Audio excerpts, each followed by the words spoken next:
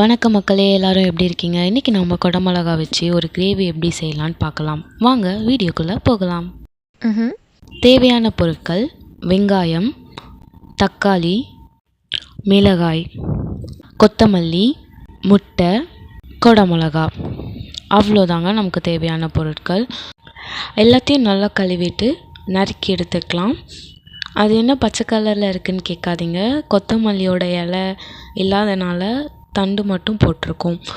குடமிளகாவை நறுக்கலான்னு சொல்லி எடுக்கும்போது அதுக்குள்ளே பார்த்தா இன்னொரு குட்டி ஒரு குடமிளகா இருந்துச்சுங்க.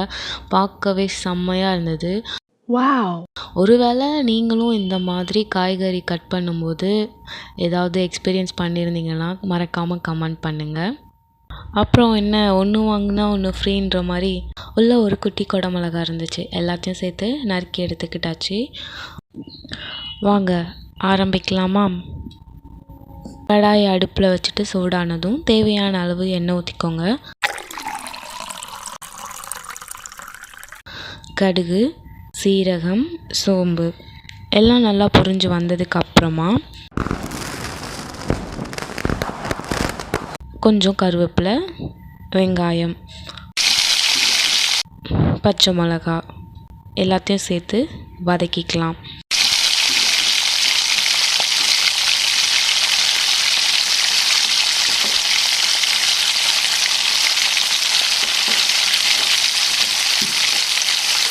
தக்காளியும் சேர்த்துக்கலாம்.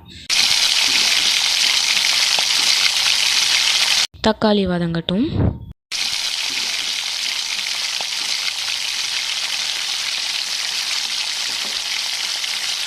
தக்காளியும் நல்லா வதங்கிடுச்சு. நம்ம நறுக்கி வச்சுருக்க குடமிளகாவை இதில் சேர்த்துடலாம். குடமிளகாவில் உப்பு வேணுன்றதுக்காக இன்னும் கொஞ்சம் உப்பு, அதுக்கப்புறம் நறுக்கி வச்ச கொத்தமல்லி தண்டு.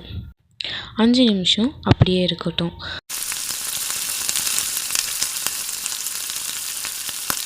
அஞ்சு நிமிஷத்துக்கு அப்புறமா தேவையான அளவு மிளகாத்தூள். நீங்கள் எவ்வளோ காரம் சேர்ப்பீங்களோ அதுக்கேற்ற மாதிரி மிளகாத்தூளை நீங்கள் போட்டுக்கோங்க. நான் இன்றைக்கி 1.5 ஸ்பூன் மிளகாத்தூள் போட்டிருக்கேன்.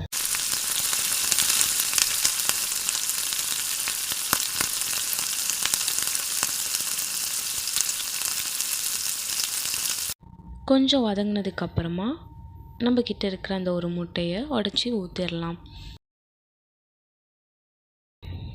உங்களுக்கு தேவைன்னா தண்ணி நிறைய கூட ஊற்றிக்கலாம். ஆனால் நான் கிரேவி செய்கிறனால கொஞ்சமாக தண்ணி ஊற்றிருக்கேன். அவ்வளோதாங்க, நம்மளோட குடமிளகா கிரேவி ரெடி ஆயிடுச்சு. நீங்களும் இதை வீட்டில் ட்ரை பண்ணி பாருங்கள்.